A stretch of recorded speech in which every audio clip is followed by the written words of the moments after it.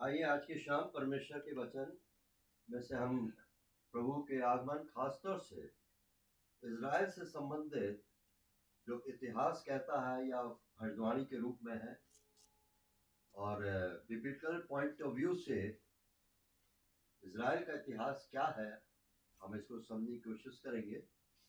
कृपया मेरे साथ निकालें लूका रचित सुसमाचार और उसके 21वें अध्याय।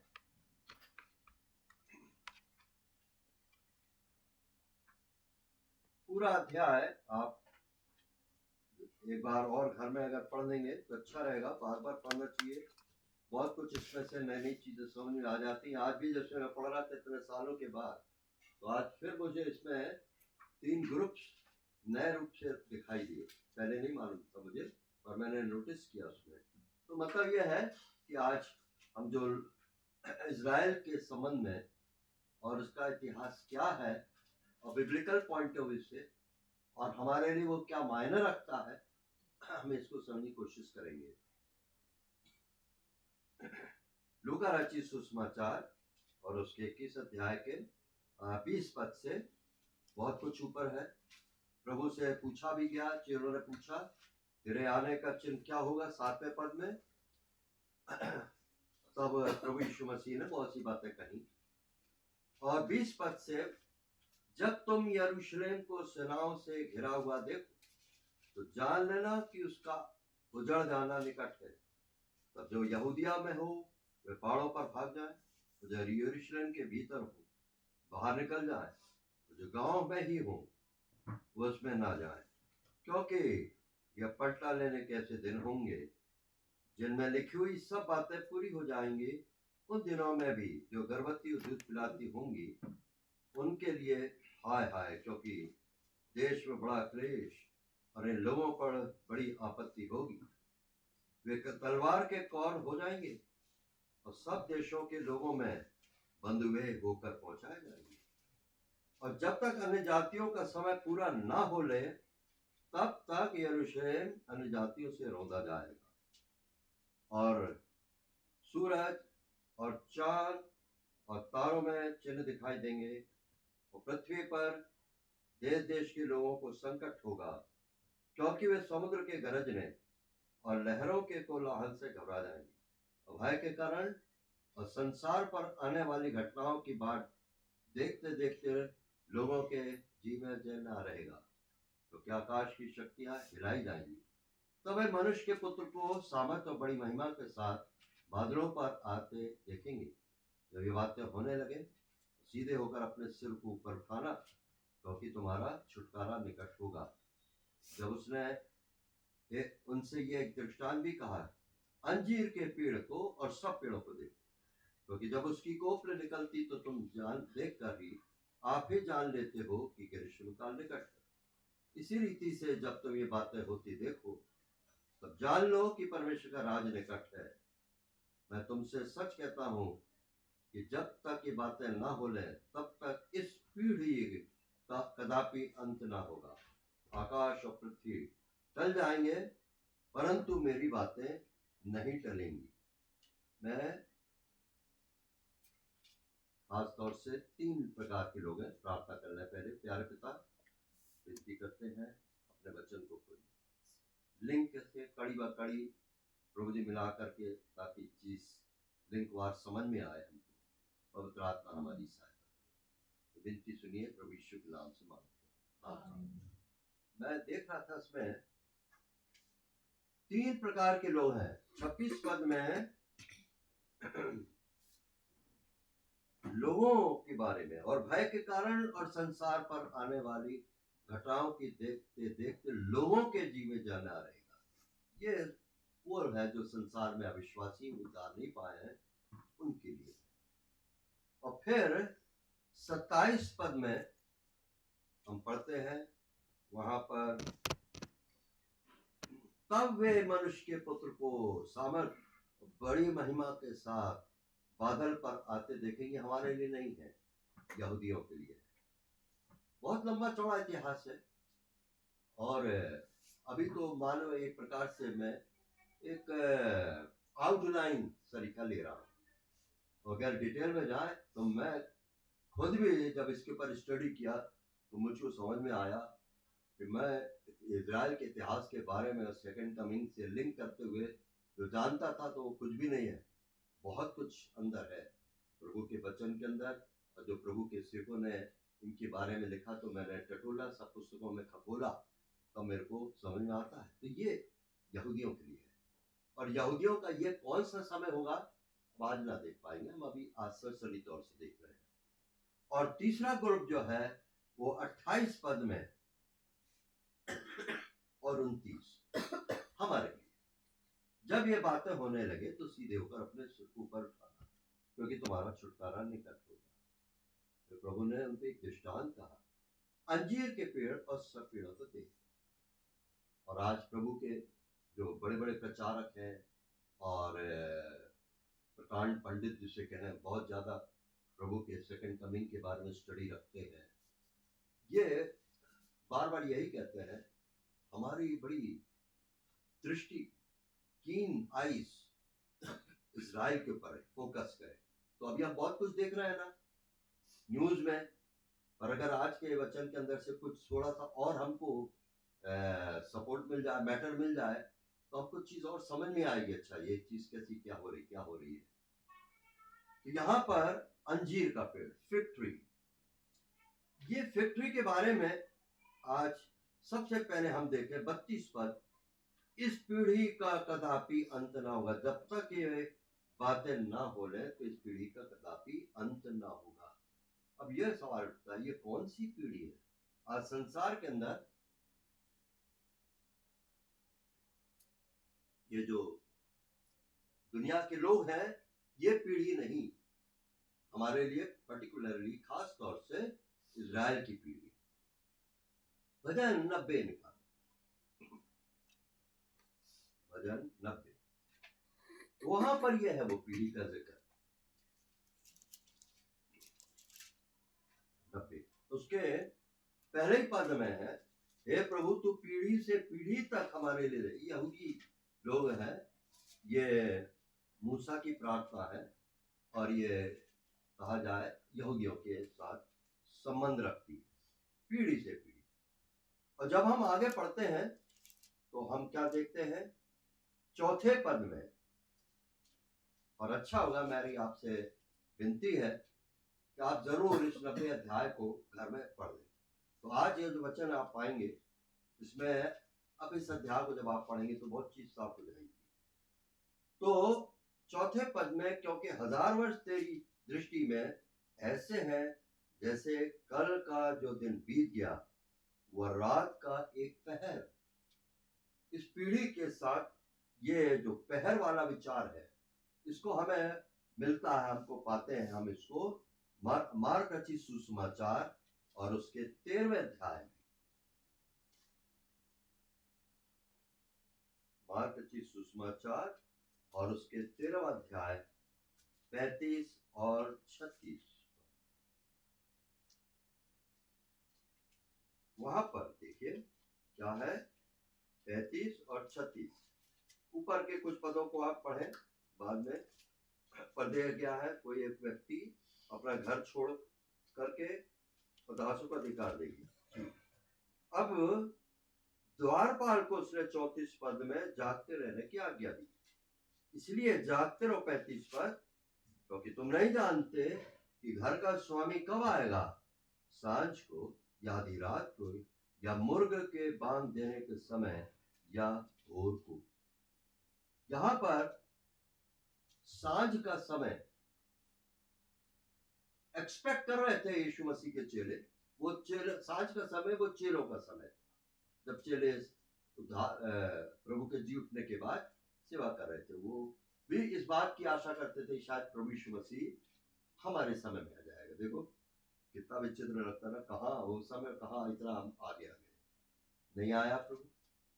फिर उसके बाद कौन सा है, आधी रात को। ये 1000 साल का समय है पृथ्वी पर, जो कि आत्मिक रीति से क्रिश्चियनडम में अंधकार था, ग्रॉस डार्कनेस, रोमन एम्पायर और रोमी राज और इस सब के कारण। और उस समय भी प्रभु नहीं आया, फिर मुर्ग के बांग देने के समय, उस समय 1000 साल के बाद 16वीं 17वीं शताब्दी में जॉन वेस्ली और मार्टिन लूथर जैसे खड़े हुए, रिवाइवल लाए, अंधकार मट गया, और उन्होंने किस तरह से आत्मिक जागृति की दिशा में, इस मामले में बहुत सी डिटेल कहानी है, सच्चाइयां हैं कि किस तरह से इन लोगों ने रिस्क उठा करके एन आराधनालय में और रोमी सरकार के दफ्तरों में पेस्ट कर दिया था जो बाइबल से जो चीजें सच्चाई की है। खैर उसको हम जाएंगे तो बहुत टाइम लग जाएगा। और फिर चौथा पैर भोर को, और होशे नबी पुस्तक में लिखा है यहोवा का प्रकट होना भोर का सा निश्चित है। 2 दिन हम घायल हुए, तीसरे दिन वो जलाएगा और उसका प्रकट होना यहोवा का भोर का सा निश्चित है। तो मतलब यह है कि अब हम इस बात को समझें, अब हम किस पीरियड में चल रहे हैं। सांझ का समय तो निकल गया, आधी रात का भी, और मुर्ग के बांग देने का भी समय निकल गया। अब हम भोर के समय में हैं। कभी भी भोर का तारा जो है वह उदय हो सकता है। तो ये भोर के समय की बात है। अब पीढ़ी, इज़राइल एक पीढ़ी जो है पवित्र बाइबल 90 अध्याय के ही अंदर 70 या 80 साल की मानी जाती थी। एक पीढ़ी 70 या 80 साल इज़राइल, बच्चा पैदा होता था, 70-80 साल बिताया, एक पीढ़ी मानो उसने पूरी की, भले उसके बाद और भी जीवित रहता होगा, पर एक पीढ़ी प्रथा थी, यहूदी प्रथा। तो एक पीढ़ी 70-80 साल की शुरुआत होती है कहां से? पैदाइश से। तो एक इजरायली जब पैदा होता था तो ये बच्चा जो पैदा होता था, तो हमारा जो आज के समय में वर्तमान में जो इजराइल देश है इसकी पैदाइश को देखें। अभी हम इसको और अभी आगे डिटेल में देखेंगे। 14 मई 1948 ये एक स्वतंत्र राष्ट्र करके घोषित किया गया। इसके घोषित करने के पहले मैं देख रहा था इतना लंबा चौड़ा प्रोसेस में से गुजरा है। वर्ल्ड, संसार के बड़े बड़े राजनयिक और लीग ऑफ नेशंस, पार्टीशन, यानी इजराइल के लगाव में उनके बाउंड्रीज को पार्टीशन में लाना और क्या क्या चीजों को बारीकी से समझना बूझना बहुत ज्यादा है। उस समय इजराइल के लिए परमेश्वर की योजना प्रबंध से एक बहुत ही महत्वपूर्ण एक व्यक्तित्व गोल्डा मायर, इसने 1920, जबकि 1917 में फर्स्ट ग्रेट वर्ल्ड वॉर शुरू हो चुका था, 1920 में गोल्डा मायर जो कि प्राइम मिनिस्टर बनी थी चौथे नंबर की इजराइल में, और वर्ल्ड के अंदर की वो पहली प्राइम मिनिस्टर थी। बहुत ही कहा जाए इंटेलिजेंट और डायनामिक थी, उसके व्यक्तित्व के अंदर बड़ा प्रभाव था। और ये गोल्डा मायर ने, जो कि उसका लाइनेज जो मिलता था इब्राहिम, इसहाक और याकूब की लाइन की थी, वो उसने अपने देखा कि मैं कहां से हूं, मेरा जो एक्चुअली लाइनेज जो है कहां से है, कहां से मेरा वंश चला। और उसके अंदर यहूदियों के लिए, वो खुद भी एक यहूदी, एक जलन थी, परमेश्वर ने उसके अंदर ये पैदा की। जब ये इजराइल जो था, पैलेस्टाइन देश, अच्छा नोट करना, इजराइल या पैलेस्टाइन देश, बड़ी बात, कई बार क्या होता हम लोग समझ नहीं पाते हैं। पैलेस्टाइन में रहने वाले जो हैं वो पैलेस्टाइनियन कहलाते हैं, जैसे हम इंडिया में रहते हैं इंडियन।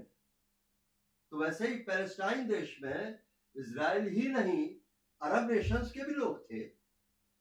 हमेशा उनके बीच में झंझट चलता रहता था, पर वो भी पैलेस्टाइनियन कहलाते थे। आज भी वही चीज है, आज भी पैलेस्टाइनियन जो है वहां पर है, इजरायली भी, यहूदी भी है। तो वहां पर ये गोल्डा मायर जो थी 1920 में जब देखी कि यहूदियों के समय आ गया है, ये ब्रिटिश मैंडेटरी के अंदर थी, ये इजराइल था। कैसे? अम्मान जो था एक छोटा सा कंट्री है, अरब नेशन है, टर्क्स, उसमें टर्की जो थे ना, तुर्क हिंदी में बोले, उन लोग के हाथ में था ये पैलेस्टाइन देश। और अम्मान वहां पर एक ब्योडीन करके एक राजा था, किंग। ये जो गोल्डा मायर थी, युद्ध चालू हो चुका था, जर्मन और ये सारे के सारे, बहुत भयानक समय था।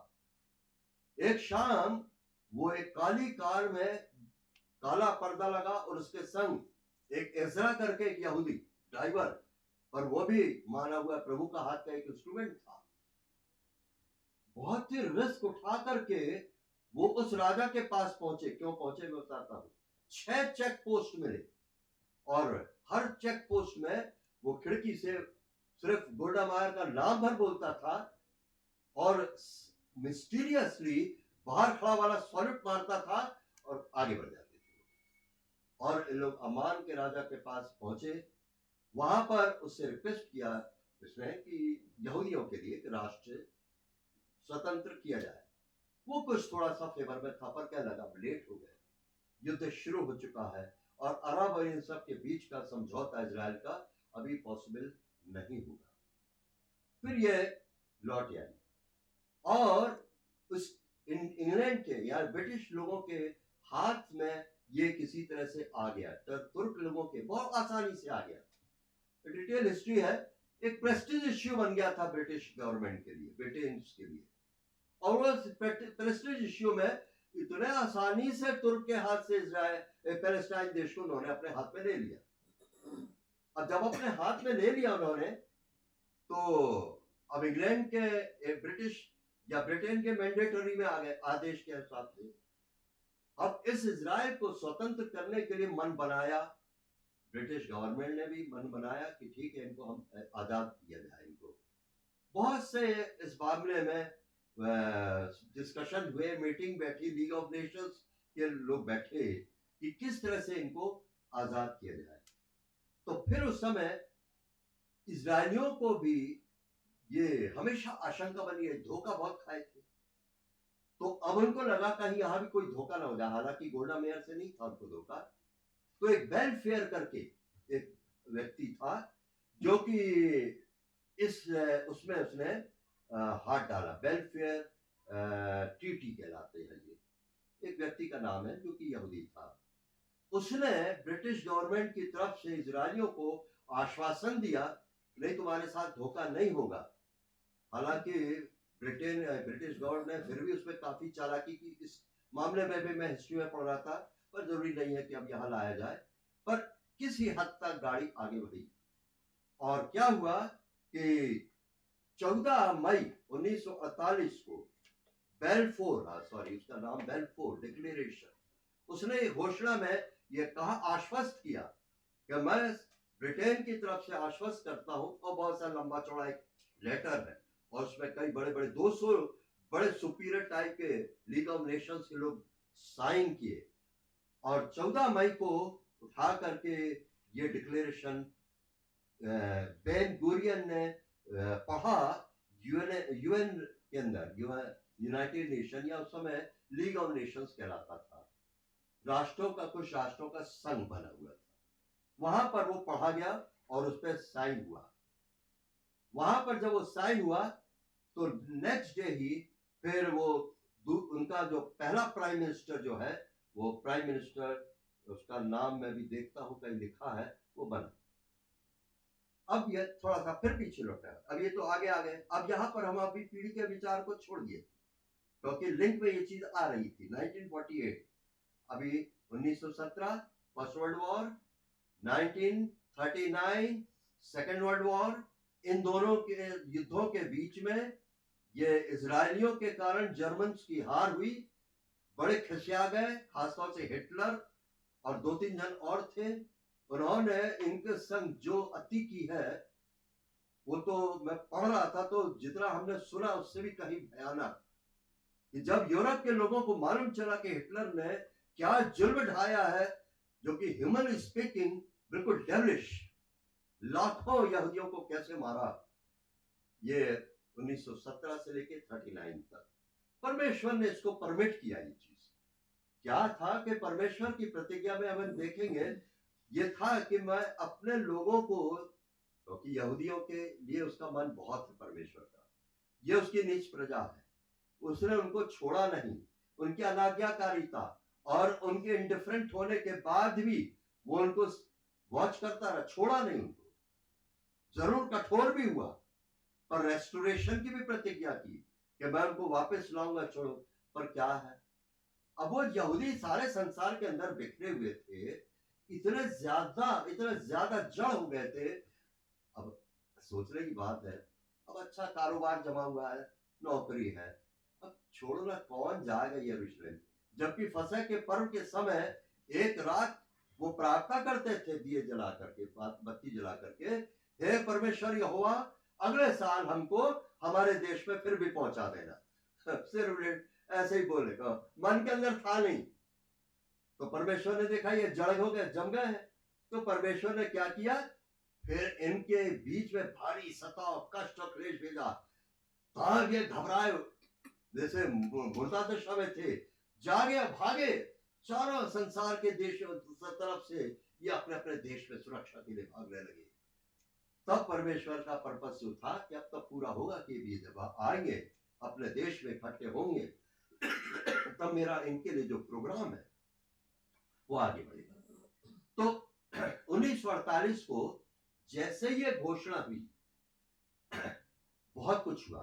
पर पहले थोड़ा सा हम ये देख लें, ये जो इन्फेंट इजराइल, नया पैदा हुआ बच्चा, इन्फेंट चाइल्ड, इसको कहते हैं चाइल्ड ऑफ ब्लड, इसका नाम दिया गया क्योंकि स्वतंत्र होने के दूसरे दिन से खूना खराबी ही देखा उसने इस राष्ट्र में। जनरल सी मार्शल, एक बहुत ही खूंखार यहूदी विरोधी, मैं जब ये डिक्लेरेशन हुआ, अरब नेशंस के अंदर बौखलाहट हो गई, खलबली हो गई, और उसके लिए परमेश्वर के वचन में हम पढ़ेंगे भूकंप आ गया, बहुत भयानक उनके अंदर उग्रता आ गई, उनको सहन नहीं हुआ ये चीज। तो वहां पर एक जनरल सी मार्शल ने कहा, मैं 8 दिन के अंदर एक भी यहूदियों को नहीं बचने दूंगा। जबकि उस समय 65,000 यहूदी थे सिर्फ पैलेस्टाइन में, इजराइल में, और उनको मैं एक को भी नहीं बचने दूंगा। और उसने बहुत खूना खराबी किया, युद्ध लड़ने की स्थिति तो थी नहीं इजराइल की। अब कैसे क्या इतिहास बताता है, पढ़ा था, कुछ तो सपोर्ट मिला, किसी तरह से लोगों ने, दूसरे देशों ने संभाला, और वो इस फेज से पार हो गए। पर 8 दिन क्यों? परमेश्वर बताता वचन के अंदर की पीढ़ी का जो शुरुआत है जन्म के बाद 8 दिन के बाद खतना। 8 दिन मनुष्य के शरीर का खून जितना पतला रहता है उतना पतला वो जिंदगी में फिर कभी नहीं रहता, और 8वें दिन सबसे गाढ़ा रहता है, और जिंदगी में फिर वो उतना गाढ़ा कभी नहीं रहता। इसीलिए 8वें दिन खतना करने से ब्लीडिंग कम होगी। तुम ये पार हो गए इससे भी, क्योंकि परमेश्वर का हाथ था। अब दूसरा फेज आता है, एक पीढ़ी का प्रथा जो थी यहूदियों में 13 साल, 13 ईयर्स। जबकि एक यहूदी पिता अपने बच्चे को, बेटे को 13 साल का हो गया है, एक जोनार करता था, और उसमें वो डिक्लेयर करता था, आज से मेरा ये बेटा मेरे सारे वस्तुओं के ऊपर वारिस अधिकारी है। अब अगर उस समय चेक बुक होता तो यूं मान के चले, और मैं इसको भी ये चेक बुक में भी साइनिंग अथॉरिटी देता हूं, अधिकार देता हूं, रिकॉग्निशन एज ए सन। अभी तक वो बच्चा था, पर अब पुत्रत्व का उसको दर्जा मिला। यूएनओ सही मायने में उन जब 13 साल का ये राष्ट्र हुआ, उसको बहुत से देशों ने मान्यता दी, रिकॉग्निशन हुआ। ये हुआ 1961। फिर तीसरा फेज है युद्ध का। एक यहूदी जब 20 साल का हो जाता था तो वो सेना में भर्ती होने के लिए क्वालिफाइड होता था। तो जब ये पीढ़ी जो है इजराइल की 1967 आया, 20 साल हो गए, 1948 के बाद 1967 पहला युद्ध झेला लोग। और वो युद्ध क्या था, वर्ल्ड के अंदर एक वंडर था, 6 दिन का, 6 डेज वॉर। 20 साल के हो गए थे, उन्होंने झेला और बहुत से देशों को उन्होंने जीत लिया और बहुत से कम फौज और कम एम्युनिशन के आधार पर जीता। यह आश्चर्यकर्म हुआ उनके साथ। चौथा फेज, 30 साल का एक जब यहूदी होता था तो वो याजकीय से मंदिर में याजकीय सेवा के लिए क्वालिफाइड होता था। तो जब 1978 आया तो वो लोग बहुत अच्छा बाइबल जानते हैं यहूदी, पुराना नियम उनको मालूम है। अब 1978 में उनका मंदिर में उनका मिनी स्केल में याजकीय सेवा चालू हुई, मंदिर के अंदर की सेवाएं जो है वो चालू हो गई। और उसके बाद बीच में 40 साल और 50 साल की भी कुछ इतिहास है या विचार है, उन्हें देख के हम 5वें विचार पर आ जाएं। बहुत खास है वो भजन 90 और उसके पद हम आ जाएं। आप जरूर इस अध्याय को जरूर प्लीज पढ़ना, तब आपको बहुत क्लियर हो जाएगा। ये हमारी 10 पद, हमारी आयु के वर्ष 70 तो होते हैं और चाहे बल के कारण 80 वर्ष भी हो जाए तो अभी उनका घमंड केवल कष्ट और शोक ही शोक है, क्योंकि वह जल्दी कट जाती है और हम जाते रहते हैं। ये यहूदियों के लिए है। उनके अभी जजमेंट के खत्म होने के निकट है। ये 70 या 80 अपने बल के कारण। 1948 में ये राष्ट्र स्वतंत्र हुआ और अपने 70 साल उसने कब पूरे किए? 2018 में। और अगर 80 साल अपनी शक्ति में जाए तो 2028। तो माने हम 2018 तो हमारा पार हो गया, अभी हम 2023 में हैं। तो 2023 से लेके 2028 के बीच ये एक पीढ़ी के जाने का बिल्कुल समय है। अब इन 5 सालों में अभी बहुत सी भविष्यवाणियां, हालांकि बहुत मतलब ऐसी थोड़ी बची है पर बड़ी इंपॉर्टेंट, अभी उनको भी तो पूरा होना है। तो इसका मतलब ये आता है कि ये 5 साल के अंदर ही अंदर इनके संग बहुत कुछ होगा जो अभी आप थोड़ा सा देख पाएंगे। उसके पहले या उसके बीच में कभी भी तो हमारा जाने का है। ये सब बातें होते लगो तो सिर ऊपर उठाना, क्योंकि तुम्हारा छुटकारा निकट होगा। अब ये सवाल ही उठता है, हालांकि शायद आपको मालूम हो, ऐसा नहीं है, बहुत सा इतिहास आप जानते हैं, पढ़ा भी है और स्कूल कॉलेजेस में भी चैप्टर्स में आता, परंतु ये चीजें वो नहीं होंगी वचन के प्रकाश में जो हम समझ रहे हैं। कहां से शुरुआत हुई यहूदियों की? इजराइल। सबसे पहले हमको सुना, हमने वचन में देख लिया इब्राहिम, उसको जेनेसिस 11:31 आप नोट कर लें। अब्राहम को परमेश्वर ने ऊर नगर से, मेसोपोटामिया के ऊर नगर से बुलाया और उसका पिता हारान, वो सब चल पड़े और वो हारान में आकर बस भी गए। वो हारान में आकर क्या हो गए? वो बस गए। कहां पर है ये? उत्पत्ति 12 अध्याय के अंदर हम पढ़ते हैं इसको, 5 और 7 पर बस गए। परमेश्वर के विचार में तो यही है, अपने लोगों को कहां ले जाना है? कनान। परमेश्वर का जो विचार है बहुत ही हाई है, परंतु अभी तो बड़ा जो देख रहे हैं हम परमेश्वर का उनके साथ व्यवहार, और कहा वो जो ब्लेसिंग्स है, हमको मुश्किल होता कंपेयर करना। कहां परमेश्वर अभी इतना कठोर है उनके लिए और क्या उनके लिए परमेश्वर ने सोचा है, कैसे होगा ये सवाल ही उठता है। तो ये जेनेसिस 12, 5 और 7 में ये कनान आ गया। अब हुआ क्या? कनान जब आए तो वहां पर इसहाक और रबेका की, मैं बता रहा हूं बहुत शॉर्ट चल रहे हैं हम लोग। इसहाक रबेका शादी का है और उनके बच्चे पैदा होने का है। रबेका जो है वो उसके गर्भ में 2 बच्चे हैं और एक एसाव है और एक याकूब है, और दोनों अंदर ही अंदर खूब लड़ रहे हैं और आज भी तो लड़ रहे हैं। एसाव कौन है? ये एदोमी। हालांकि एदोम के लिए भी बड़ी अच्छी आशीष की बातें हैं होशे और यूएल वगैरह में, पर अभी उदयम एदोम के लिए, एदोमियों जो है उनके लिए परमेश्वर बहुत स्टर्न है, कठोर है। तो ये दोनों झड़ गए। अब एसाव जो था वो पहला उठा, निकला गर्भ से, पीछे एड़ी पकड़ करके याकूब भी निकला। इसलिए अड़ंगा मारने वाला इसका नाम ही रखा गया याकूब का, जेकब द सप्लांटर, अड़ंगा मारने वाला। पर परमेश्वर के विचार में है सीधा साधा क्या है, एसाव के लिए परमेश्वर ने नहीं सोचा, ये गड़बड़िया जो है याकूब इसके बारे में सोच लिया। अब याकूब से क्या हुआ, अब यहां से हमको समझ में आएगा। जब याकूब से पैदा हुए 12 संतानें, 12 संतानें जो पैदा हुई, हम इनको कहते हैं चिल्ड्रन ऑफ इज़राइल, इज़राइल की संतान। यही है यहूदी, जो कि वहां पर से बस गए, और फिर उसके बाद जैसे जैसे वंश बढ़ते गए डिफरेंट स्वरूप में पूरे संसार के अंदर फैल गए, बढ़ गए।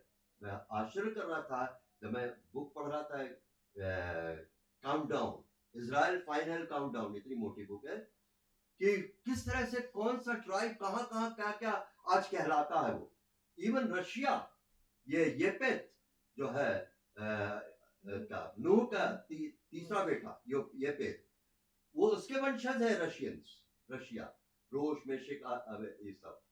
अच्छा, तो खैर ये बीच की हिस्ट्री है, बहुत कुछ छोड़ना पड़ा मुझे, टेम्पटेशन आता था इसको भी समझ लूं, बात शेयर करूं। अब परमेश्वर का विचार इनके लिए पहले तो बहुत ही स्टर्न है, डिसोबीडियंस के कारण निकाले। लेव्यवस्था 26 अध्याय, लेव्यवस्था 26 अध्याय और उसके 14 से 39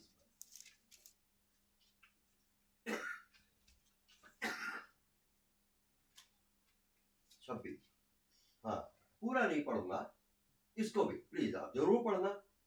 यदि 14 पद, यदि तुम मेरी ना सुनोगे और इन सब आज्ञाओं को ना मानोगे और मेरी विधियों को निकम्मा जानोगे, तो तुम्हारी आत्मा मेरे निर्णयों से घृणा करे, आदि करते करते आज्ञाओं को तोड़ोगे। 17 पद में, मैं तुम्हारे विरुद्ध हो जाऊंगा और तुम अपने शत्रुओं से हार जाओगे, तुम्हारे बैरी अधिकारी होंगे। और उसके बाद भी 18 पद में, तुम नहीं सुनोगे, तुम्हारे पापों के कारण तुम्हें 7 गुना ताड़ना दूंगा।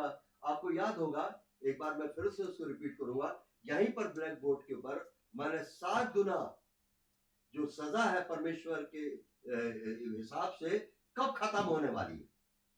1967 में पूरा कैलकुलेशन से मैंने बताया था कि उसके 7 गुना जो सजा है परमेश्वर का दंड, वो 1967 में, अभी तो यूं कहा जाए अभी माइनर पर एक अभी और बाकी है, वो है जेकब स्ट्रगल, वो अभी हम देखते हैं। तो बहुत सा कुछ परमेश्वर ने इसमें बताया, भयानक, आप जरूर पढ़ना। तो आप दांतों तले उंगली दबा लेंगे, ये परमेश्वर इनके पीछे कितना हाथ धोकर पड़ गया, बिल्कुल खूंखार हो गया। और 39 पद में, और तुम में से जो बचे रहेंगे वे अपने शत्रुओं के देशों में अपने अधर्म के कारण गल जाएंगे, और अपने पुरखाओं के अधर्म के कामों के कारण भी वो उन्हीं की नाई गल जाएंगे। बहुत ही कहा जाए टेरर, भयानक। और 14 से 17 पद जो है, 14 अध्याय का 17वां पद, अब आप इसको प्लीज पढ़ना। पर उसके बाद रेस्टोरेशन ग्राउंड भी है। ये परमेश्वर जो है एक तरफ कठोर जरूर है, परंतु एक ग्राउंड तैयार रखता है, वो रेस्टोरेशन का, उठने का। व्यवस्था विवरण 30 अध्याय, व्यवस्था विवरण 30 अध्याय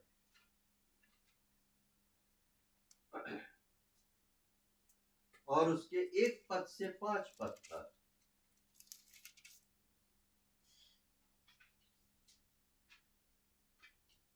फिर जब आशीष और श्राप की ये सब बातें जो मैंने तुझको कह सुनाई है तुझ पर घटे, और तू उन सब जातियों के मध्य में रहकर जहाँ तेरा परमेश्वर यहोवा तुझको बरबस पहुंचाएगा, इन बातों को स्मरण करे और अपनी संतान सहित अपने सारे मन और सारे प्राण से अपने परमेश्वर यहोवा की ओर फिर कर उसके पास लौट आए, और इन सब आज्ञाओं के अनुसार जो मैं आज तुझे सुनाता हूँ उसकी माने। तब तेरा परमेश्वर यहोवा तुझको बंधुआई से लौटा ले आएगा और तुझ पर दया करके उन सब देशों के लोगों में जिनके मध्य में वह तुझको तितर बितर कर देगा फिर इकट्ठा करेगा, चाहे धरती के छोर तक तेरा बरबस पहुंचाया जाना हो तो भी तेरा परमेश्वर यहोवा तुझको वहां से ले आकर इकट्ठा करेगा, और तेरा परमेश्वर यहोवा तुझे उसी देश में पहुंचाएगा जिसके तेरे पुरखा अधिकारी हुए थे, और तू फिर उसका अधिकारी होगा। वह तेरी भलाई करेगा और तुझको तेरे पुरखाओं से भी गिनती में अधिक बढ़ाएगा। ये रेस्टोरेशन ग्राउंड रखा है प्रभु ने। और मैं जब ये देख रहा था, कुछ ऐसी चीजें जो कि मेरे को तो बिल्कुल दिल को छू गई। ये परमेश्वर जब इतना कठोर भी हुआ है ना, पर बहुत दुख के साथ उसके हृदय के अंदर, परमेश्वर यहोवा के अंदर उसको अच्छा नहीं लगता था, दुख होता था। और ये दुख का बयान मलाकी 1 अध्याय में पता चलता है। वहां 7 प्रकार के अपने हृदय की पीड़ा को प्रकट करता है। परमेश्वर, तुम कहते हो कि किस बात में मैंने तुमसे प्रेम किया। अब निकाले हैं उसको, थोड़ा सा एक सरसरी तौर से देख लेंगे। ये परमेश्वर ऐसा नहीं, बहुत ही सॉफ्ट हार्टेड भी है, पर परमेश्वर के अपने प्लान में ये चीज जरूरी भी है।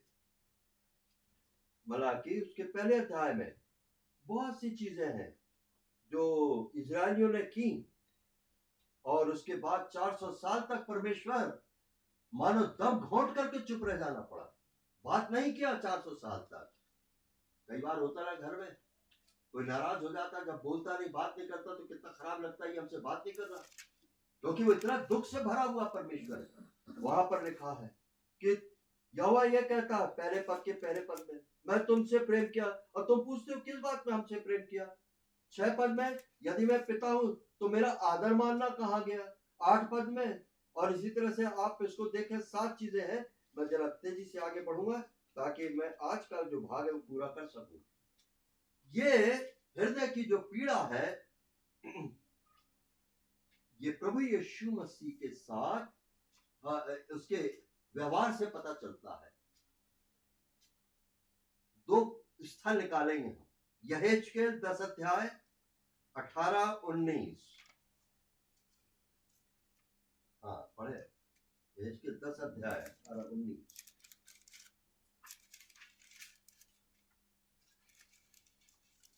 हाँ मैं पढ़ता। यहोवा का तेज भवन की डेवढ़ी पर से उठकर करूबों के ऊपर ठहर गया, और करूब अपने पंख उठाकर मेरे देखते देखते पृथ्वी पर से उठकर निकल गए, और पहिए भी उनके संग संग गए, और वे सब यहोवा के भवन के पूर्वी फाटक में खड़े हो गए, और इजराइल के परमेश्वर का तेज उनके ऊपर ठहरा रहा। बहुत से रेफरेंसेस हैं। परमेश्वर की महिमा, शकायना ग्लोरी चली गई, मंदिर से निकल गई। और यही चीज प्रभु यीशु मसीह जब मंदिर के बाहर हो गए और वो महिमा गई। निकालेंगे मत्ती रची सुसमाचार 23 अध्याय, मत्ती रची सुसमाचार 23 अध्याय 37। हे यरूशलेम, तू हाँ। भविष्यवक्ताओं को मार डालता है और जो तेरे पास भेजे गए उन पर पथराव करता है। कितनी ही बार मैंने चाहा कि जैसे मुर्गी अपने बच्चों को अपने पंखों के नीचे इकट्ठा करती है, वैसे ही मैंने भी तेरे बालकों को इकट्ठा कर लूं, परंतु तुमने ना चाहा। देखो तुम्हारा घर तुम्हारे लिए उजाड़ छोड़ा जाता है।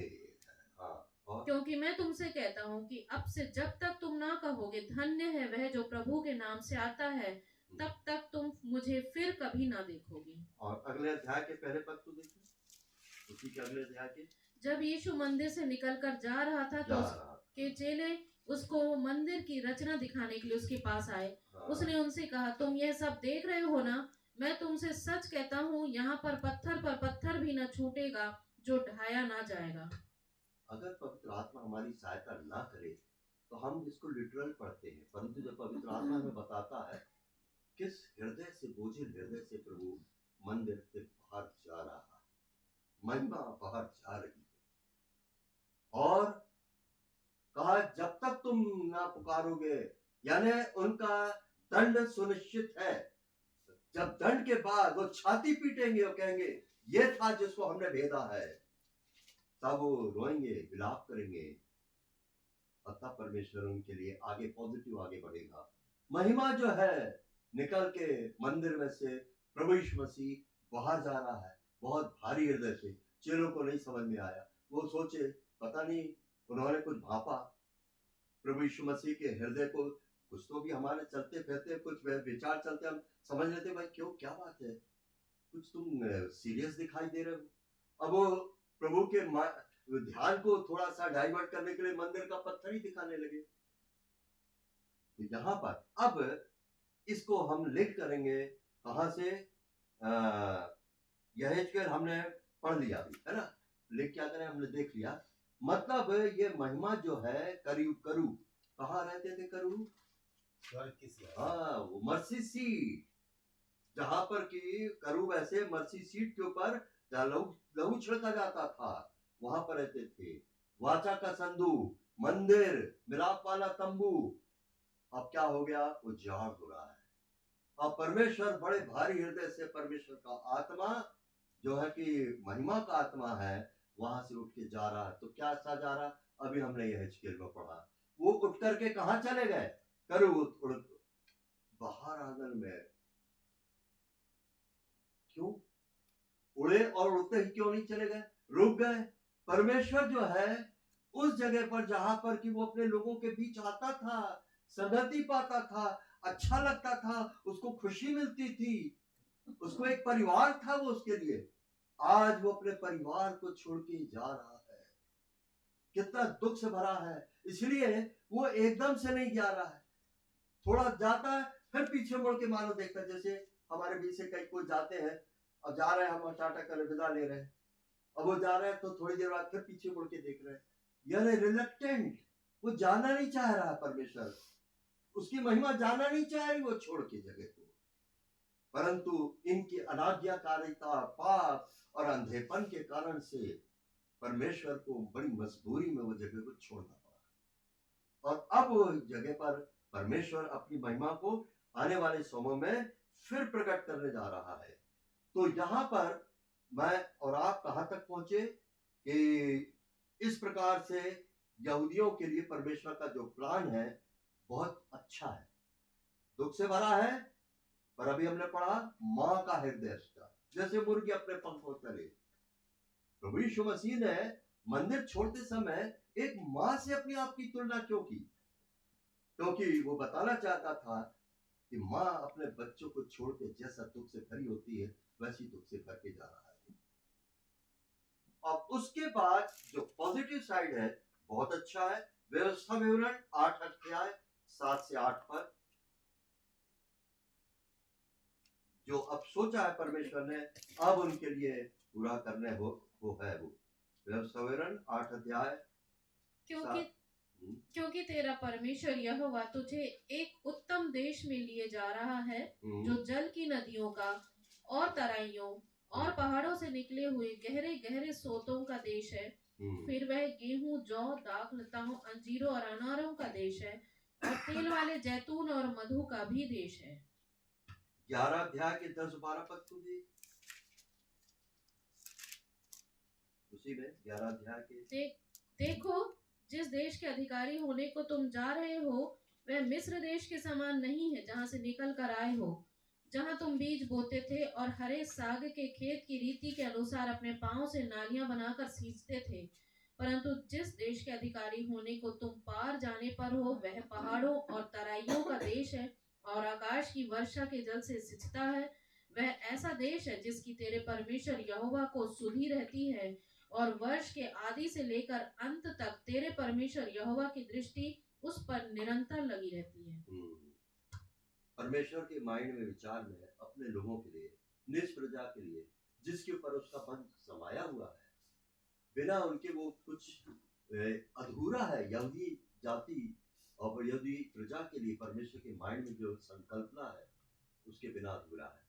और एक कितनी अच्छी बात है, यहूदियों में से ही उद्धार करता आया, सेवियर जो है उसी में से आया। रोमन चैप्टर और उसका देखेंगे 9 अध्याय 4 और 5 पद, रोमन चैप्टर 9 वर्स 4 and 5। वे इजरायली हैं और लेपालक पन का अधिकार और महिमा और वाचाएं और व्यवस्था और उपासना और प्रतिज्ञाएं उन्हीं की हैं। पुरखे भी उन्हीं के हैं और मसीह भी शरीर के भाव से उन्हीं में से हुआ। सबके ऊपर परम परमेश्वर युगानुयुग धन्य हो, आमीन। मसीह शरीर के भाव से उन्हीं से उत्पन्न हुआ। परमेश्वर का विचार भाव अपने लोगों के लिए, निज प्रजा के लिए कितना ऊंचा है, ये पुराने नियम के अंदर यहूदियों के बारे में है। अब आने वाला समय जो है, पहली बात यह है कि उनका ये जो समय है 69वां सप्ताह डैनियल नबी की पुस्तक में, कभी हम इसको भी छेड़ेंगे।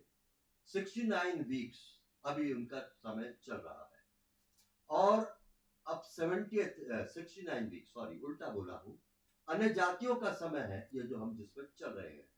70वां सप्ताह जो 70th वीक जो डैनियल नबी की पुस्तक में है, वो यहूदियों के लिए 7 दिन का 3.5 उसमें बटा है, जिसमें पहला 3.5 क्लेश पीरियड, अगला 3.5 महाक्लेश पीरियड। उस महाक्लेश पीरियड में एक बारगी को फिर ये तितर बितर होंगे। 2 प्रकार की रीगैदरिंग है, अभी रीगैदरिंग होगी, पर जेकब स्टबल जब होगा, जो कि यिर्मयाह 30, हम अगले बार इसको देखेंगे फिर तो उसमें देखेंगे। जेकब स्टबल बहुत ज्यादा उनके ऊपर परमेश्वर का आखिरी रीगैदरिंग के पहले, दूसरी रीगैदरिंग के पहले होने वाला है। तो परमेश्वर का माइंड जो है वो भरा हुआ है और हमारे लिए जो है घड़ी जो है चल रही है, उनकी घड़ी बंद है। जैसे ही रैप्चर हुआ हमारी घड़ी बंद हो जाएगी, उनकी घड़ी चालू हो जाएगी। 7 इयर्स हम तो ऊपर होंगे, मेमने का ब्याह 7 साल का, और ये चीज जो होने वाली है, अब हम इसको इत्मीनान से आगे समय में देखेंगे।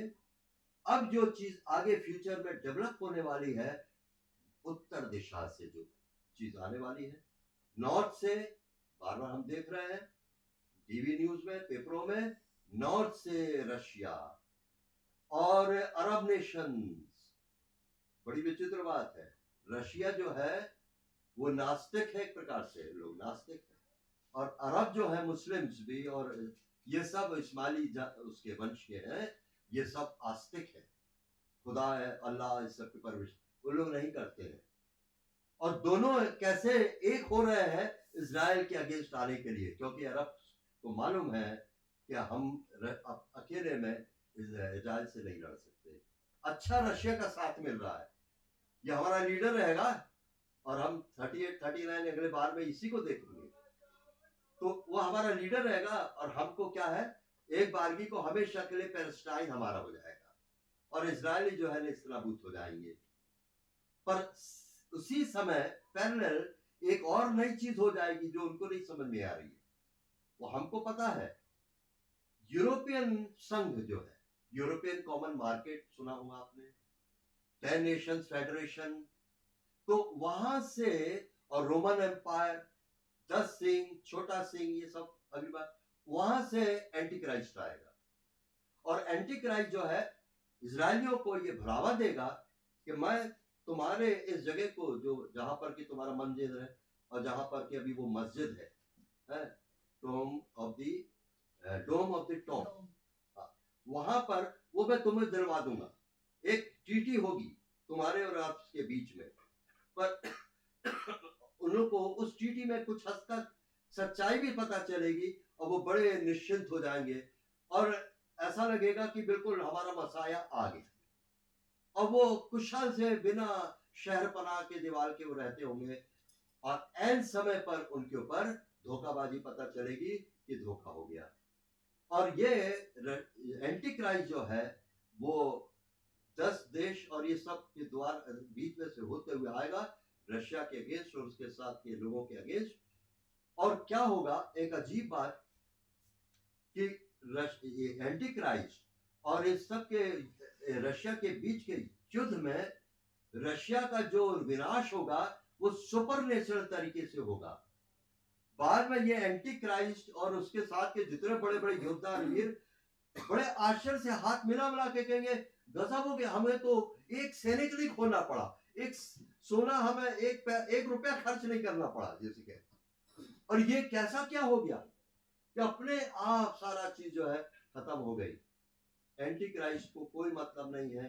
इजरायलियों से तो वो चढ़ा हुआ जरूर है, पर एंटी क्राइस्ट का गोल इससे बढ़कर है सारे संसार के अंदर डिक्टेटरशिप आना। तो एक उसको माध्यम मिल रहा है इजराइल, और उसके माध्यम से वो आगे बढ़ेगा। और एंटी क्राइस्ट मतलब क्राइस्ट का तो वैसे ही विरोधी है, और जब वो इस प्रकार से आगे बढ़ेगा तो उनको मालूम चलेगा कि हमको धोखा हुआ। उनका अगला 3.5 साल महाक्लेश का शुरू होगा। ये एक सरसरी तौर से मैंने अभी भूमिका बताई, और जब हम इसको डिटेल से समझेंगे तो हमको समझ में आएगा कि अब आने वाले समय में बहुत नियर, बहुत निकट ये घटना कैसे डेवलप होगी, ये हमको समझ में आएगा। इसलिए आज हम यहीं तक छोड़ते हैं। प्रभु चाहे तो इसका अगला भाग अगले बार में कभी देख लेंगे। प्रभु अपने वचन पर आशीष दे। प्रार्थना करें।